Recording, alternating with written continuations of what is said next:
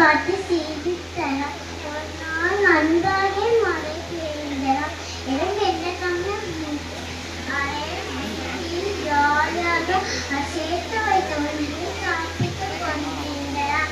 அதனால் வெட்டிக்கிலே உணவு நம்ம பட்டினியாக இருந்தான். இதில் இருந்து என்ன தெரிகிறது? சிறிதுள்ளி பெருவெள்ளம் இன்று சென்றால் நாளை பலனுண்டு. இதுவே English mighty ocean. Thank you. Little drops makes a mighty ocean. சிறு துளியும் பெருவெள்ளம் ஆகலாம்.